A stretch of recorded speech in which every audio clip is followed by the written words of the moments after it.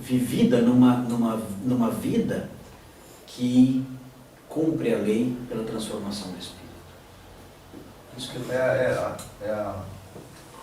talvez para tornar mais didático, a lei não tem mais autoridade de fora para dentro, mas de dentro para fora. Exatamente. É pelo corpo cumprir a lei que você não consegue, pelo Espírito você não consegue. Irineu fala, não é a obediência do escravo, é a obediência do filho. Muito bonito, Irineu. Nossa, Irineu, vou te falar uma coisa pra você. Igual Irineu, ele tem cada ilustração. Esse cara era um gênio. Ele cria cada ilustração. Você fica bobo. Hoje tem, né? Que é de Hagen, show. Vamos ficar triste. Começou tão bem. Olha, eu vou falar uma coisa pra vocês, os caras do passado, os caras não. Vale a pena ficar escutando os caras o dia inteiro, porque. Falta legal. 2 versículos, né, pastor? Aqui no meu? Vou ler um. Vai. Por isso digo, vivam pelo Espírito e de modo nenhum satisfarão os desejos da carne. 24.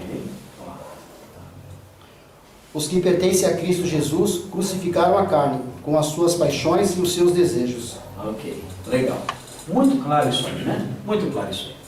É bem legal ver isso aí. Então nós temos condições, né, de viver uma vida substancialmente santa. Claro que o livramento disso é só, né, no céu, não tem como. Na verdade é que, infelizmente, o cristão ainda não está livre dos 2 aspectos do pecado, aqui denominados como ação pecaminosa e natureza pecaminosa. Por isso o crente aguarda ansiosamente o dia em que seu livramento será total, né? O que Paulo, né? Quem me livrará do corpo desta morte? Então, são trechos que falam aí do dia que nós vamos nos livrar dessa... Seremos semelhantes a Ele, né? Onde é que está aqui? 1 João 3, 2 e 3... Seremos semelhantes a Ele e tal. Agora, que é geralmente quem fala aquele movimento holiness, né, que pregava que você pode ser santo aqui na Terra, acaba querendo justamente no pecado de falar que não tem pecado, né, porque... Aqui no Brasil teve um movimento assim. Aqui no Brasil teve um movimento chamado Teologia do Novo Nascimento. E foi muito divulgado no sul do Brasil, no Paraná, e veio para São Paulo. E as pessoas começaram a abraçar essa ideia, e aquela igreja Comunidade da Graça, na década de 80, divulgou isso muito. Hoje eles não divulgam mais isso, mas na época eles vendiam fitas de um pastor chamado Glênio Paranaguá, e ele fazia palestras dizendo que a pessoa não peca e não tinha como. E ele ia nas igrejas batistas, ele ia fazendo palestras, e ficou famoso ele, na época, iniciando essa teologia. Mas, esse é o tipo de teologia que ela é natimorta. Você não precisa atacá-la. Deixa lá. Pecado da rafinha. Deixa ela andar. Né? Você quer matar o coelho, você não precisa correr atrás dele. Você mora na avenida, né? Você abre o portão. Abre o portão. Você não precisa correr atrás do coelho, tacar pedra nele. Deixa o coelho solto. Né? Ele vai atravessar a avenida. O carro vai pegar. Fica tranquilo que ele vai morrer. É só abrir o portão. Então, uma teologia como essa, você deixa andar. Deixa andar. Ela morre sozinha. Ela morre sozinha porque alguém vai conhecer o pastor.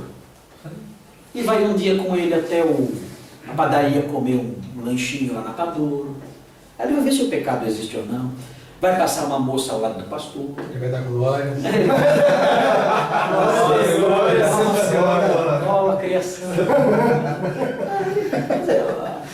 A esposa do pastor, ela não cria nessa teologia. Não, a esposa do pastor não.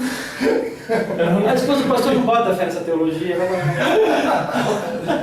Quer dizer, é o tipo da coisa que você não precisa de muito.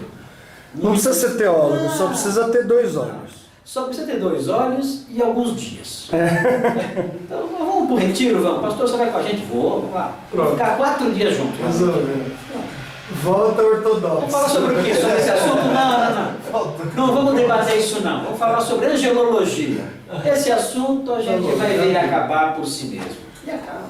O cachorro é manso até pisar no rabo dele, né? Depois esse episódio se estoura, né? O Irineu, exatamente, o Irineu falava assim, ó. O Irineu falava assim, para eu combater o gnosticismo, o Irineu falava, eu não preciso combater, basta eu descrevê-lo. Descrevê-lo já é combatê-lo. Ele dizia, se eu mostrar ele, o pessoal joga, não, isso que é absurdo, pois é. Eu não estou atacando, eu só estou descrevendo. Ou seja, já morre assim que vem, assim que nasce já morre. Né? Mesma coisa isso aí. O crente não pega, tá bom. Vamos seguir em frente. Vamos esperar.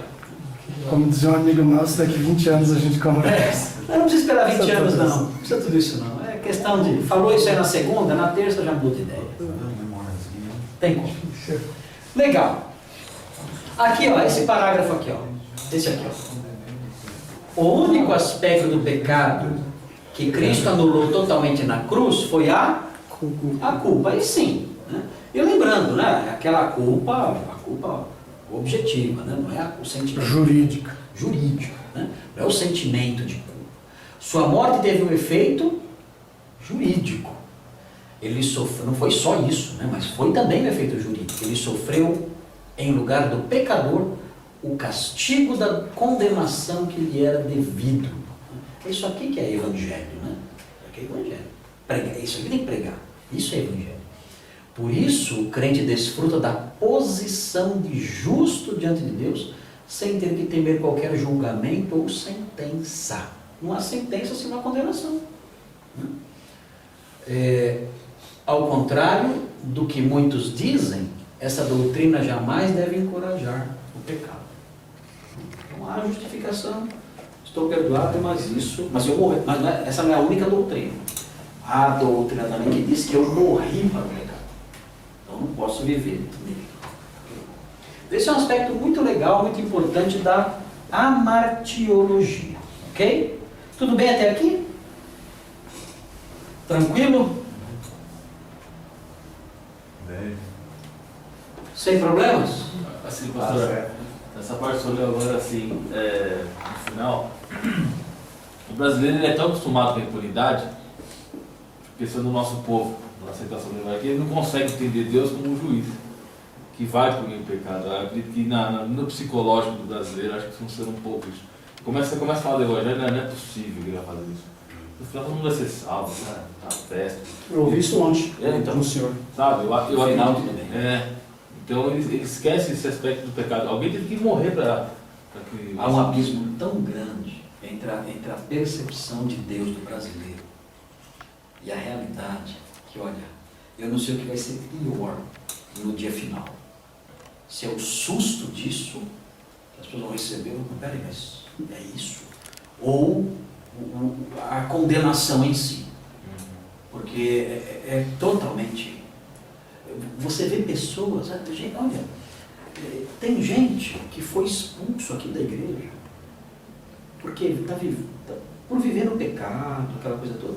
Essas pessoas, quando elas encontram alguém assim da igreja, ou tem o problema de falar alguma coisa, elas falam assim, ó, não, Deus tem me abençoado, e Deus vai me abençoar, e Deus tem me dado. Elas creem realmente que elas estão em paz com Deus. Elas creem realmente nisso. Elas estão em paz perfeita com Deus. Elas não têm noção de quem é o Deus de Moisés, o Deus de Elias. Não tem. Elas criam em Deus, elas criam uma projeção que elas fazem de uma divindade que é um Papai Noel. E elas não têm noção do Deus de Davi. Deus de Jonas. Deus de Jonas. Não.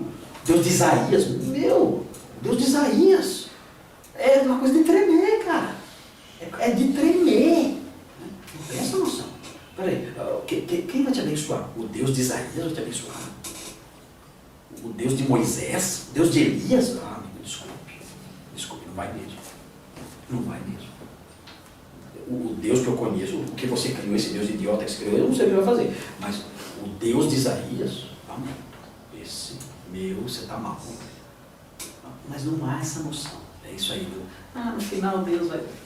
O Deus que você criou talvez faça isso, mas o Deus verdadeiro, lamento, não, ele não é assim. É que talvez o problema central seja a concepção que as pessoas têm de Deus mesmo. O problema central seja a teontologia. A teontologia. Como Deus é.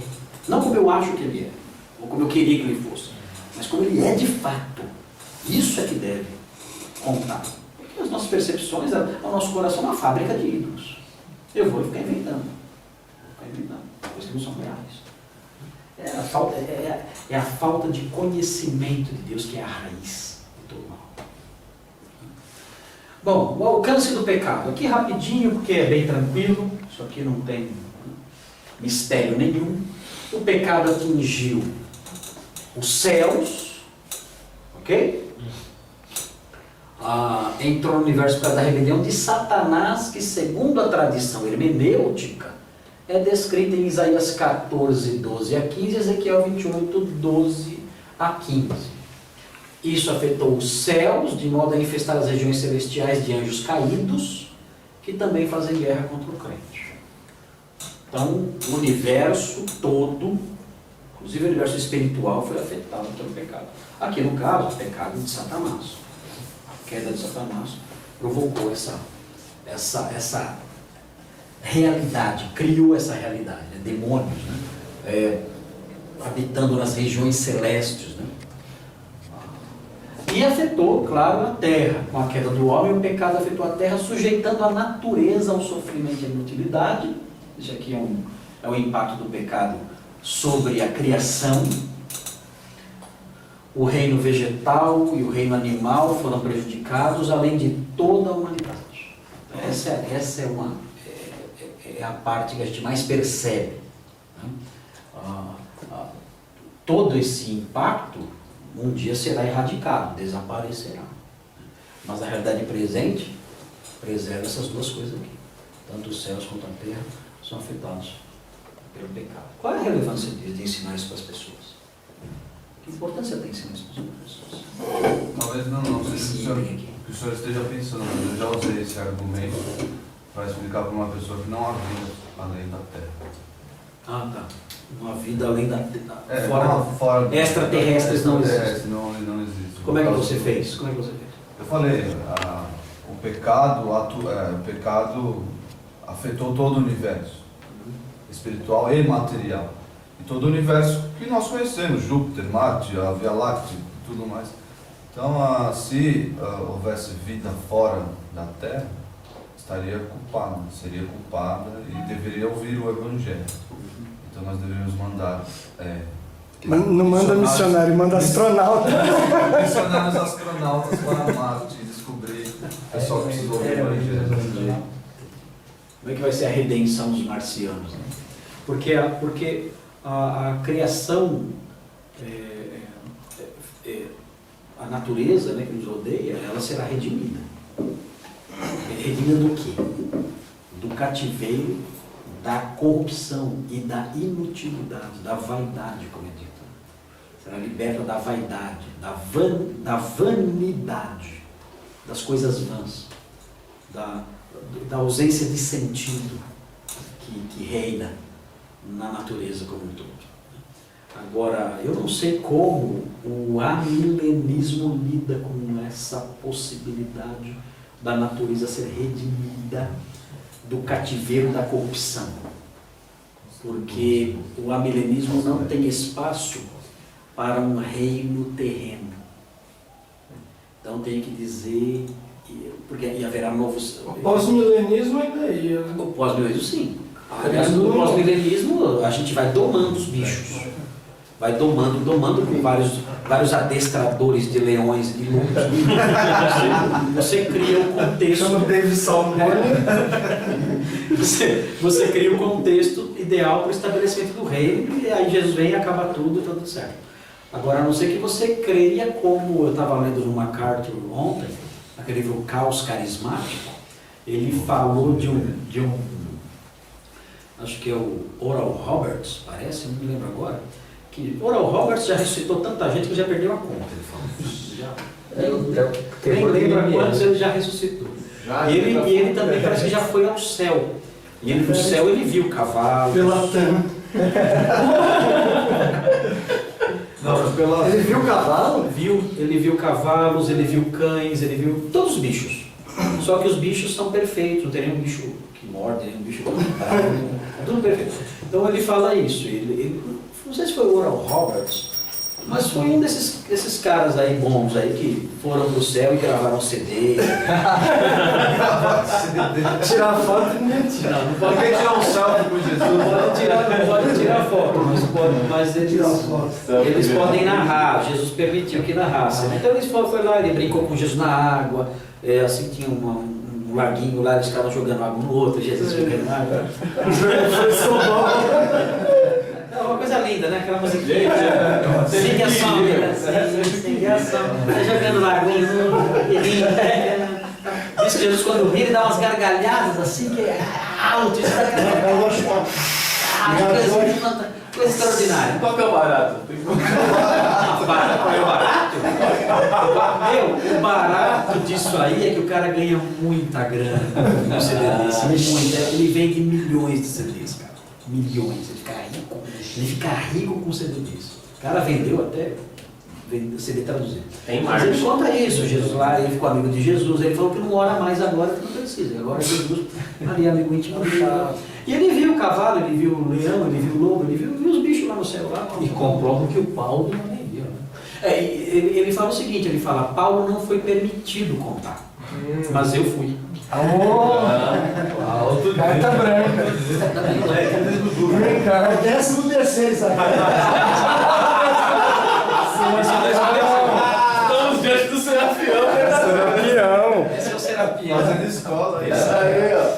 Mas ó, assim, essa redenção da criação, né, o único contexto em que isso é possível de ser vivido, né, que é possível ser realizado, né, é o reino milenar, onde há as descrições ali de uma paz sem fim sobre toda a terra, que abrange inclusive o reino animal. Porque com o Greenpeace não vai. As descrições de Isaías acerca do reino abrange uma paz que envolve o lobo, o leão, o cordeiro, tudo. Na internet está um clipe, um vídeo, 2 irmãos criando a leãozinho em casa e foi obrigado pelo país dele a levar embora. Ele vai para a África.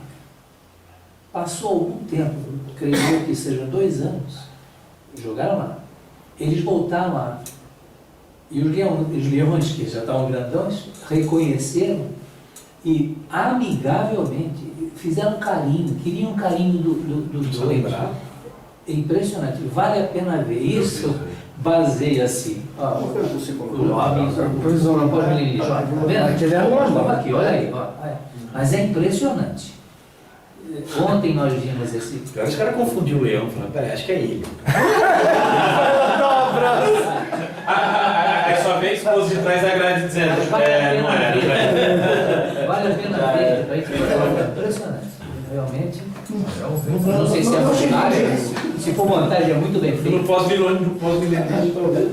O pessoal vai tomando os bichos e cria um mundo perfeito. Pastor, a questão do pecado na Terra, existe o fato de que o papel do homem seria dominar a criação, né? Por causa do pecado do homem, ele não consegue exercer essa função com domínio completo. Exatamente. Mas existe um aspecto, além dessa relação do homem, quando existe algo que atingiu a natureza diretamente, sem essa mediação. E depois de novo aparece, né? Porque Deus fala, eu vou colocar medo nesses animais de vocês, e a carne deles servirá de alimento. Depois do dilúvio tem essa questão. Mas era isso? Porque, por exemplo, a questão do homem, por não conseguir exercer esse domínio, instala-se o caos na criação, digamos assim. Mas isso seria algo partindo do homem. A minha dúvida é se o pecado ele atingiu a criação sem essa mediação humana, entendeu? Se afetou diretamente a criação. Sim, a terra ia produzir espinho. Quando a gente lê o relato de Gênesis, que é colocado aqui, ó lá, o reino vegetal, né, que o Thomas mencionou agora, a terra produzindo cardos e abrolhos. Isso não tem mediação humana, maldita é a terra. Não é maldito é você, e a terra, aí você prejudica a terra. Não, maldita é a terra. Então há um efeito, né, uma maldição que é direta e que afeta o homem. É o contrário, né? Não é que o pecado do homem acaba fazendo com que não é que a ação do homem acaba prejudicando a terra. Eu sou pecador, então agora eu ponho a mão na terra, a terra começa a produzir carne de abrolhos. Não.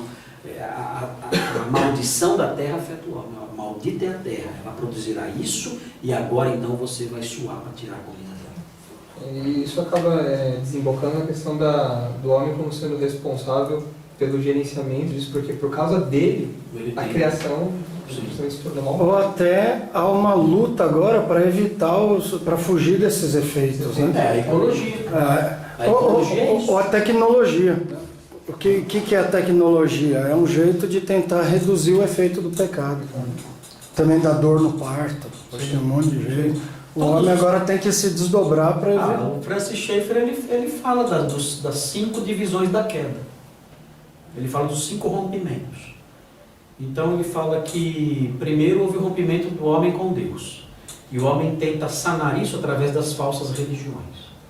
Depois houve o rompimento dentro dele, que era o medo, que ele se escondeu de Deus, o senso de nudez, de vergonha. Então todo esse rompimento dentro dele, ele tenta sanar através da psicologia, através da autoajuda, através desses processos todos. Aí houve o rompimento entre o homem e seu semelhante. Ele ataca a mulher e a mulher ataca, e a mulher acaba criando ali uma barreira entre os dois. E os homens então, esse rompimento nas relações pessoais, o homem tenta sanar através da educação, da sociologia e de outros instrumentos. E existe o rompimento entre o homem e a natureza. E o Francis Schaeffer fala que o homem tenta sanar isso através da ecologia e da tecnologia. Então, todos esses rompimentos da queda que o Schaeffer fala, nós vivemos isso nos incomoda e nós queremos saná-los, mas nós criamos mecanismos que não funcionam. Então, quando tudo isso vai ser sanado? Na nova criação. No novo céu e na nova terra, então tudo isso desaparecerá. A natureza é a ecologia, Tecnologia. Cria trator, adubo para acabar com as pragas. Então são diversos recursos para tentar neutralizar os efeitos da queda. Então, o que o Schaeffer fala é o seguinte, olha, tentar neutralizar os efeitos da queda não é ruim, é bom. é necessário. É necessário, precisa.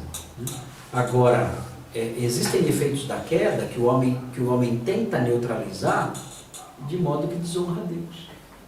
Então, como é que eu tento... Ele fala o seguinte, eu posso restaurar o que era antes, hoje posso, mas de forma não completa.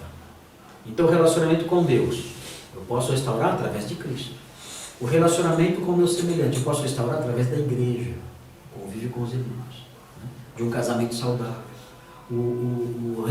A restauração do meu coração, do meu medo, dos meus traumas, enfim, eu posso restaurar através da conversão, quando o Espírito Santo me consola, me ajuda, me faz caminhar. E assim por diante. Ele fala do relacionamento com a natureza, que o homem, o animal, o boi do crente sofre menos. O cachorro e o gato do crente sofrem menos. O meu é um rei. Né? A natureza geme menos na casa do crente. Ela geme, mas na casa do crente ela geme menos, porque o crente ele cuida dela. Então é muito legal aí você produz o efeito de restauração substancial da paz na natureza, porque você se converteu. Os nossos animais são bem tratados, a teologia do espaço, né? O nosso espaço é limpo, é cuidado, é uma restauração que advém dessa consciência de que o efeito da queda tem que ser neutralizado. Agora, a neutralização completa só quando o Senhor restaurar todas as coisas. Aí acabou tudo.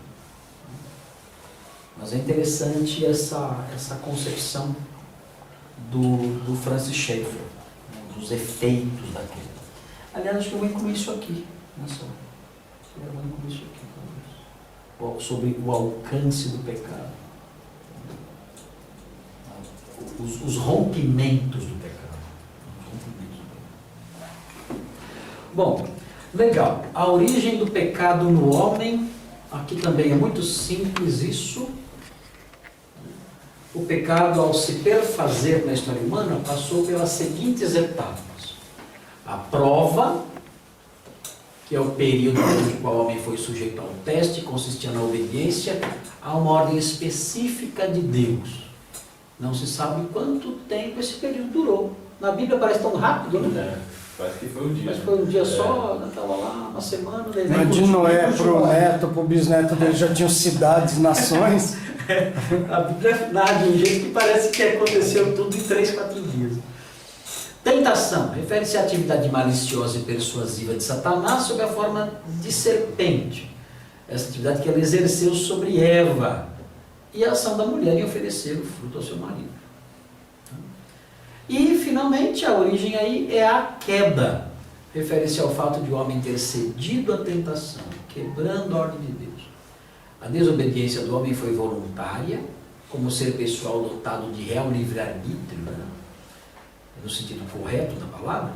Adão pôde exercer plenamente sua capacidade de escolha quando decidiu desobedecer ao Criador. Então, 1 Timóteo 2,14 fala que o homem não foi enganado, mas a mulher, sendo enganada, né, caiu em transgressão. Então, esse aqui é o processinho aí. Agora,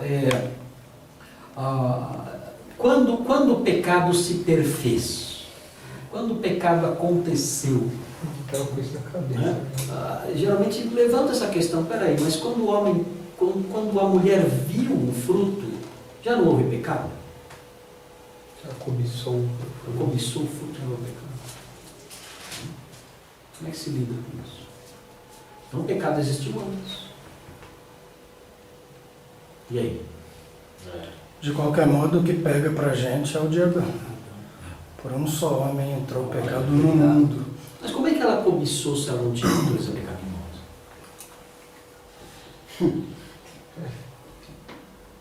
Dá para cobiçar sem ter natureza pecaminosa? Como o senhor disse na peça, fascinante. Eu não sei.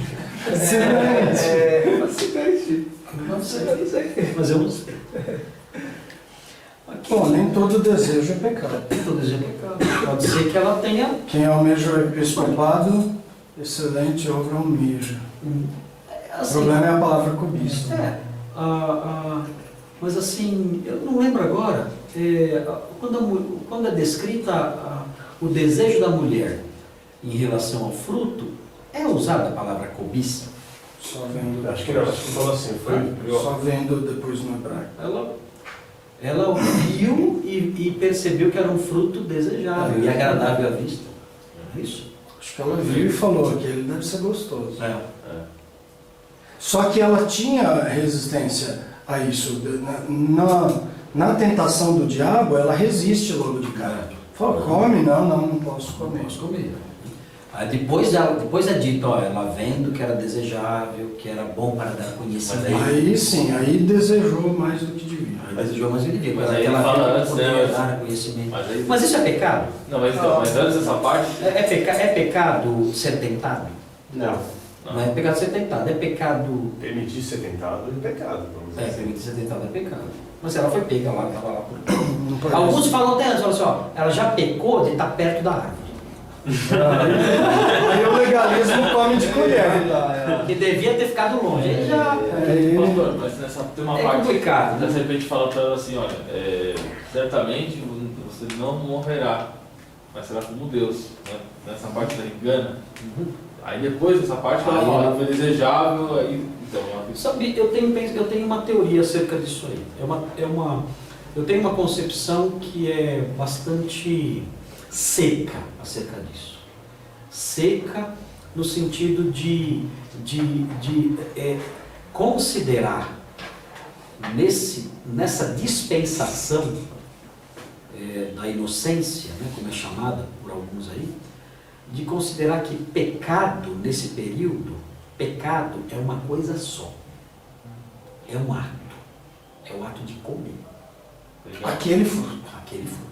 Só tinha uma lei, um código legal de uma lei só. Eu posso desejar, eu posso cobiçar o fruto, por mais negativa que seja essa palavra, né? Eu posso desejar o fruto, eu posso ficar perto do fruto, eu posso tocar no fruto.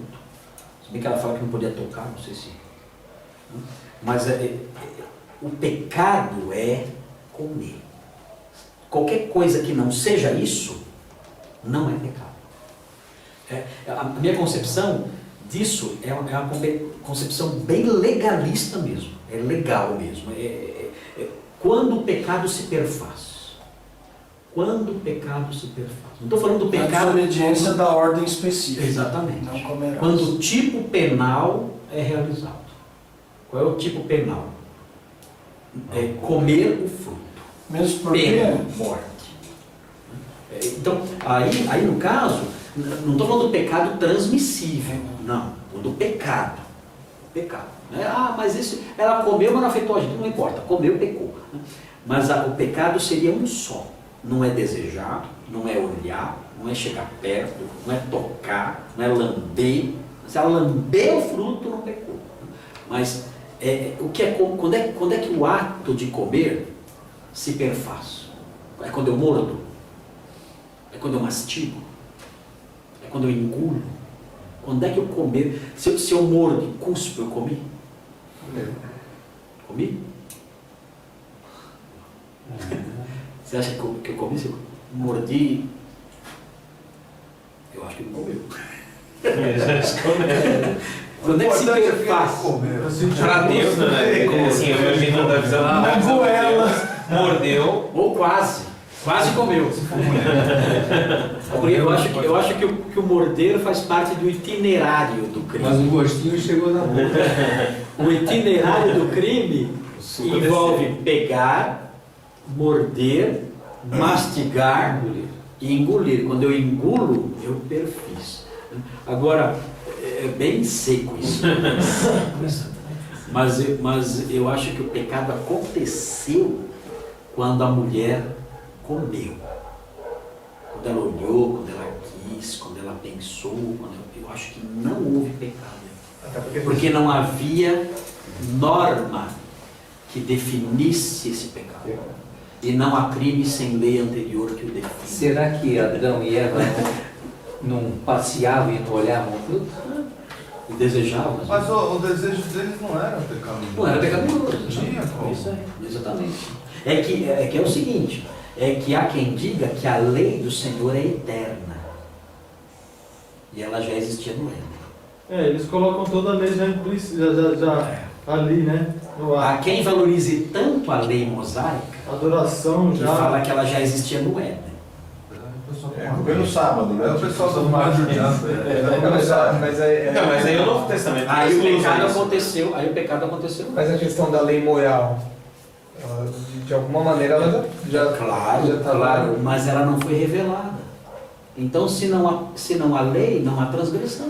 Mas aí Paulo fala, eu não saberia Sim. o que Que a cobiça é pecado, se não tivesse dito. E outra coisa, onde não há lei, não há transgressão. Não, mas o que eu estou dizendo é que parece que quando Paulo fala isso, sobre a cobiça, ela existe. Sim. Ele está dizendo que já era culpado, mesmo se eu não Ela não soubesse. passa a existir na revelação dela. Ela existe porque Deus odeia a cobiça. Ou seja, a moral de Deus é inalterável, sempre existiu, até antes do Éden. A questão é se no Éden, o fato dela existir na mente de Deus, ela era punível sem ser revelada. Se ela era punível antes de ser trazida à luz. Porque uma coisa é você pecar porque você não conhece uma lei revelada. Outra coisa é você pecar porque não conhece uma lei que nunca foi trazida à luz, nunca foi revelada. Eu não conheço, eu não sabia, nunca tinha lido aqui em Êxodo isso. Mas já foi revelado. Você não conhecia, azar seu. Mas a lei já existe. Agora, ser punido por uma lei que nunca foi trazida à luz, que está só na mente do legislador, É justo, né? é estranho. No mínimo, Deus faz o que quer. Estica muito. Mas eu acho que é forçado. Estica muito. Eu acho que o pecado no Éden era um só. Não, mesmo porque Comia aquela... na leitura do texto você vê, Deus fala, não come. Aí tudo bem, não come. Eles não têm a propensão daquilo que nós, pecadores, temos. Eu vou não comer, vamos. Não era assim. Não é a criança que você fala, não põe o dedo na tomada. A criança Eles não tinham pode. inclinação. Não tinha inclinação. Aí a serpente veio com uma informação nova. Certamente você não vai morrer, você vai ser como Deus. Essa informação nova, peraí, eu vou obter conhecimento do bem e do mal. O texto fala, aí precisa ver o hebraico, mas quando a mulher viu que a árvore parecia agradável, desejável para dela se obter discernimento, tomou do seu fruto, deu ao marido e comeu. Comeu e deu ao marido e também comeu. Então, essa informação nova que trouxe aí a nuvem sobre o pecado. Mas não havia proibição de olhar, de querer, e não havia Inclinação para desobedecer. Por isso eu penso que eu tenho uma concepção bem legalista mesmo disso aí. O pecado estava em comer o fruto. Quando isso aconteceu, aí o pecado entrou. Ainda que cobiçar, na mente de Deus sempre é errado, mas não foi revelado isso aí. E a partir daquele momento, a partir do momento que cometeu o pecado, então multiplicou-se aí ampliou o leque. Aí a lei tornou-se mais ampla. A lei para o homem tornou-se mais ampla. não, isso veio depois. Então, mas sabe o que é? Não, eu comi o fruto, agora eu já transgredi a única lei, agora a única continua sendo só essa lei, eu não comi. Então, esse aqui é o caso, é porque eu acho de fato que o pecado foi o comer. O resto nem aparece. Você falar que ela cobiçou no coração, você tem que ver dentro do coração dela o que o texto não fala. Mas é uma afirmação muito forte dizer assim, só tem um jeito de pecar. É muito forte por causa até da consequência. Tá, mas o que nos resta se não for isso? E se Adão matasse Eva, seria pecado. Eu não sei, mas essa hipótese Não, então, mas não tem porque não aconteceu. Mas se acontecesse, seria pecado. Porque implicaria o Senhor ter que dar, logo depois do pecado, um código de leis. Para que Lameque pecasse, matando um que pisou ele e outro que... Ou antes disso, para Caim matar Abel. Teria que o Senhor ter dado um código legal. Coisa que a Bíblia... Estava no coração dele. Mas se estava no coração, estava desde a criação de Adão. Então não é só uma lei. Exatamente. É por isso, eu acho que o pecado foi aquele. Mas eu acho que o pecado não era só aquele. Mas o que é? Ele podia ter pecado de outras formas. Mas o que é o conhecimento do bem e do mal que eles adquiriram? Pois é. E aí veio com isso. O que é isso? Veio com código legal. Eles, tá, eu estou lá naquela dispensão da inocência. Tá? Eu não sei o que é matar. Eu nem sei o que é isso. Não tenho conhecimento disso. Né? Tem lá uma norma, é o que eu sei. Eu não sei se é certo ou errado cobiçar aquela fruta ou não. Nunca me falaram nada sobre isso. Né? Então, só tem uma forma de eu pecar, nessa minha concepção seca. Né? É comer. Quando eu como, abrem-se os meus olhos, eu tenho noção da minha nudez. Não foi revelado no Código Legal que eu não devo expor a minha nudez. Não foi revelado isso.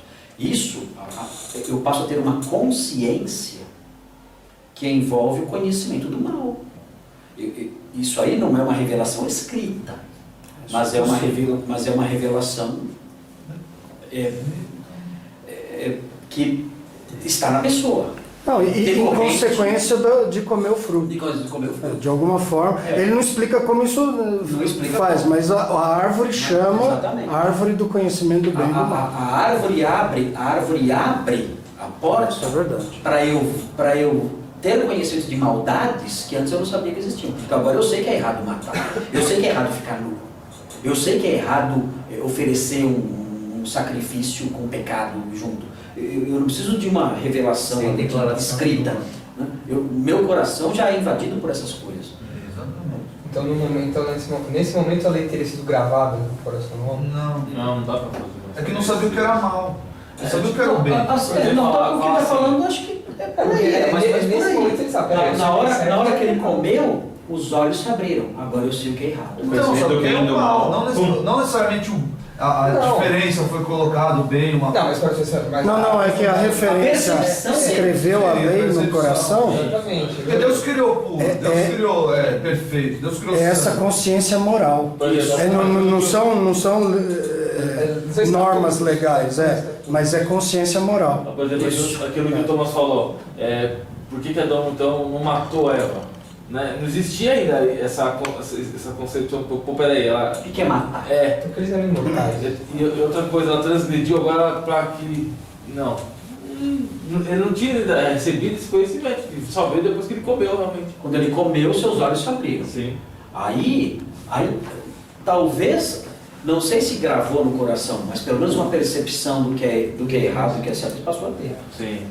Uma percepção de uma realidade que eles não tinham antes. Sim. Deus sempre soube. Medo de que é certo Deus. e errado, lógico. Né? Mas essa percepção eles começaram a ter. Você a árvore tinha conhecimento bem.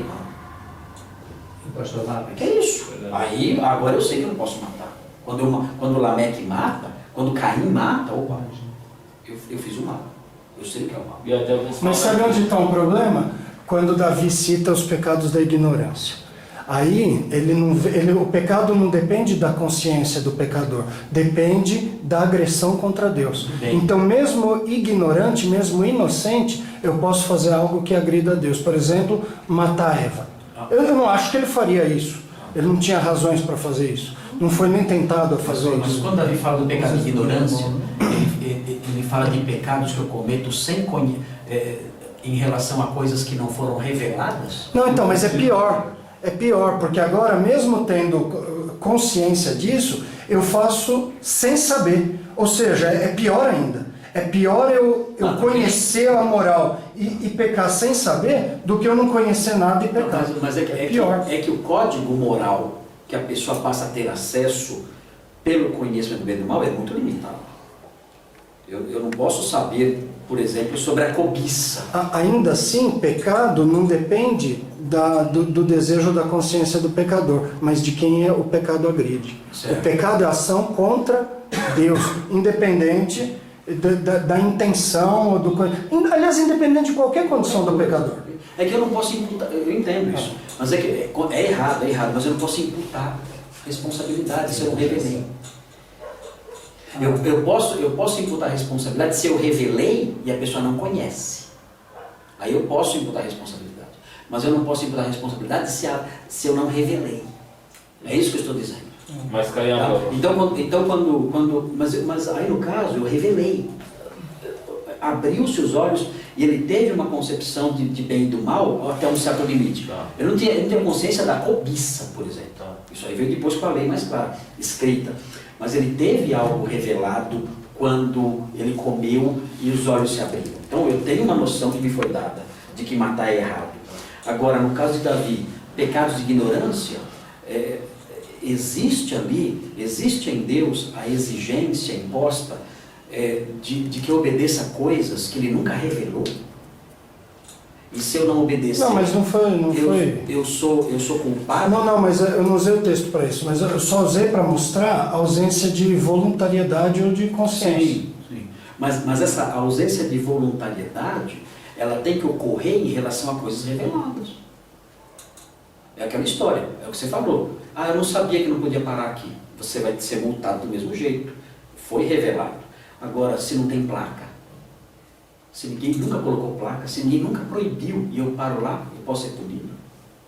Pastor Marcos. Esse seria o problema no Éden, né? O termo usado para agradável aos olhos, estou aqui com a olho, por isso chamad, e cabe cobiçar, ter prazer em, desejar muito. Tá, mas é aquela história. Não tinha essa, amplo não o termo. existia, exatamente. Pode ser positivo e negativo, mas não havia Não existia mesmo essa exigência de que isso fosse evitado. Né? Não é certo. Que horas acaba aqui? 2h30. Então, legal. Eu digo isso sabe por quê? Porque eu tenho um pouco de medo da exacerbação, da valorização muito grande da lei mosaica, que dizem que estava lá em vigor no Éden. Eu já ouvi isso. Estava em vigor no Éden. Desculpa, mas aí é uma coisa que é meio fantasia. Não, isso é verdade. Ah, fantasia. Mas isso Mas de judeus ou de cristãos mesmo aliancistas? De cristãos aliancistas. E falam que a lei estava no Éden. Mas eles ladrão, então. Nossa. Só na cabeça. Porque se a lei estava no Éden, então realmente o pecado existiu antes do fruto. O pecado existiu antes do fruto. Bom, os resultados da queda para a humanidade, nós vamos ver então quando a gente retornar. É almoço agora, né? Retornar do almoço. Quem quiser pode jantar também, mas. Ok, legal. Vamos deixar aqui do jeito, a gente volta depois para ver as reuniões. Qual que é o tema? Nós vamos falar na sequência sobre os resultados da queda da humanidade, e aí vamos dar ênfase especial na depravação total, que é aquilo que o Nicolas tinha falado.